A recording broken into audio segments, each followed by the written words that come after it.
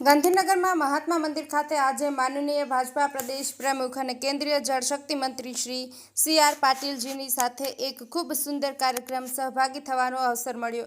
તાજેતરની ગ્રામ પંચાયતની ચૂંટણીમાં નવા ચૂંટાયેલા સરપંચશ્રીઓ અને પંચાયતના સદસ્યશ્રીઓ સાથે સંવાદ સાધીને તેમનું અભિવાદન કરવામાં આવ્યું. આ અવસરે પંચાયત વિભાગના વિવિધ વિકાસ કામો માટે ₹1200 કરોડથી વધુના ગ્રાન્ટની ફાળવણી ગ્રામ પંચાયતને કરવામાં આવી હતી. તેમજ સમરસ ગ્રામ યોજના હેઠળ 761 સમરસ ગ્રામ પંચાયતોને ₹35 કરોડથી વધુની પ્રોત્સાહક ગ્રાન્ટની ફાળવણી પણ કરી હતી. માનનીય વડાપ્રધાન શ્રી નરેન્દ્રભાઈ મોદીના નેતૃત્વમાં ગ્રામીણ અર્થતંત્રને નવી ગતિ મળી છે. પ્રાથમિક આરોગ્ય કેન્દ્રો, પાકા આવાસ સહિતની સુવિધાઓથી સુસજ્જ ગામડાઓમાં ટેકનોલોજીથી સરકારની તમામ યોજનાઓનો લાભ નાગરિકોને મેળવી રહ્યા છે. દરેક પંચાયત સ્વચ્છતા, જળસંચય, એક પેડ માં કે નામ સહિતના અભિયાનને પ્રાધાન્ય આપીને મારું ગામ શ્રેષ્ઠ ગામ બનવાનો સંકલ્પ કરે તેવું આહવાન આ પ્રસંગે કર્યું હતું. ગ્રામીણ વિકાસના સુકાની એવા સૌ સરપંચશ્રીઓ અને પંચાયત સદસ્યો પોતાના ગામને સર્વાંગી વિકાસના પથ પર અગ્રેસર બનાવે તેવી શુભકામનાઓ પાઠવી હતી. હસમુખ ધર્માણી, ડીસા. ખૂબ જ સરળતાથી લોકો સાથે મળનારા એવા મુખ્યમંત્રી શ્રી ભૂપેન્દ્રભાઈ પટેલજી, કેબિનેટ મંત્રી શ્રી રાઘવજીભાઈ પટેલ, રાજ્ય કક્ષાના મંત્રી શ્રી કુંવરજીભાઈ હળપતિ,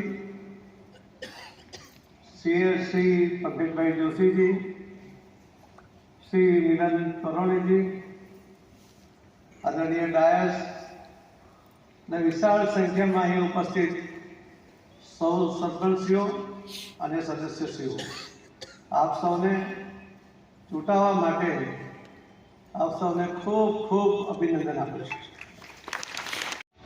आज रोज माननीय मुख्यमंत्री श्री भूपेन्द्रभाई पटेलની અધ્યક્ષતામાં માનનીય કેન્દ્રીય મંત્રી શ્રી સી.આર. પાટીલની પ્રેરક ઉપસ્થિતિમાં તેમજ માનનીય મંત્રી શ્રી રાઘવજીભાઈ પટેલ અને માનનીય રાજ્ય કક્ષાના મંત્રી શ્રી કુંવરજીભાઈ હળપતિની ઉપસ્થિતિમાં પંચાયત, ગ્રામ ગૃહ નિર્માણ અને ગ્રામ વિકાસ વિભાગ, ગુજરાત સરકાર દ્વારા ગ્રામ પંચાયતોની ચૂંટણી 2025માં રાજ્યની 56 મહિલા સમરસ ગ્રામ પંચાયત સહિત कुल 761 समरस ग्राम पंचायतों ने समरस ग्राम योजना अंतर्गत કરવામાં આવી રહી છે ₹35 કરોડથી વધુ પ્રોત્સાહન ગ્રાન્ટની ફાળવણી.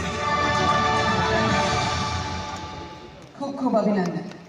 સમરસ ગ્રામ પંચાયત એટલે જ્યાં મતભેદ નહીં પણ સમજૂતી હોય, સ્પર્ધા નહીં પણ સહમતિ હોય. ગુજરાત સરકાર ગ્રામ વિકાસને શાંતિપૂર્ણ માર્ગે દોરી ત્યાગ અને સહકારના સિદ્ધાંતથી સમરસ યોજના શરૂ કરાઈ છે અને આજે મહેસાણાના ઊંઝા તાલુકાની લીહોડા સમરસ ગ્રામ પંચાયતના સરપંચશ્રી અને સભ્યશ્રી માનનીય મુખ્યમંત્રીશ્રીના વરદ હસ્તે સન્માનપત્ર એનાયત કરવામાં આવશે.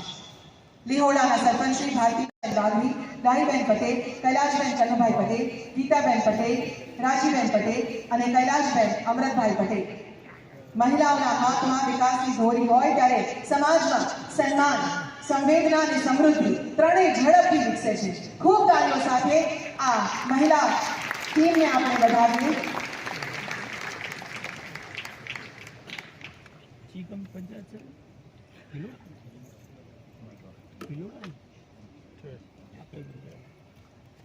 ધન્યવાદ.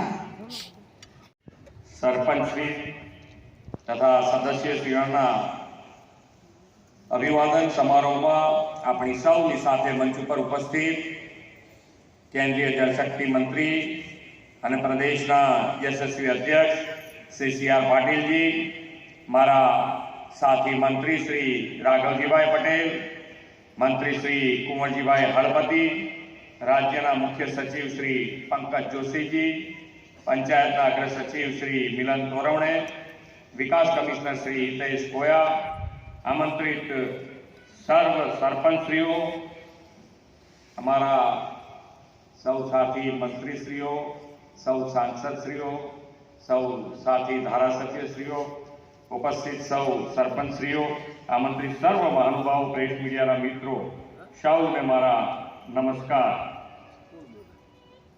પોતાના ઓજસ્વી વાણીથી ભારતીય સંસ્કૃતિની સુગંધ સમગ્ર વિશ્વમાં પ્રસાવનાર યુગ પ્રવર્તક, નવા ભારતનું નિર્માણ કરવા માટે યુવાનોના પ્રેરણા સ્ત્રોત પરમ દેશભક્ત સ્વામી વિવેકાનંદજીની આજે પુણ્યતિથિ છે, ત્યારે હું એમના ચરણોમાં નમન કરું છું.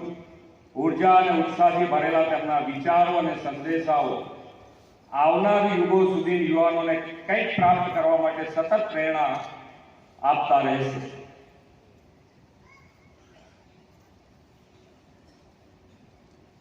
આપણે આજે બધા નવા સરપંચો, ગ્રામ પંચાયતના નવા ચૂંટાયેલા સરપંચશ્રીઓ અને સદસ્યશ્રીઓને ખૂબ ખૂબ અભિનંદન પાઠવું છું. આ બધું તો તમારા માટે તાળીઓ છે, એટલે તમારા માટે તો સરખી તાળી પાડો.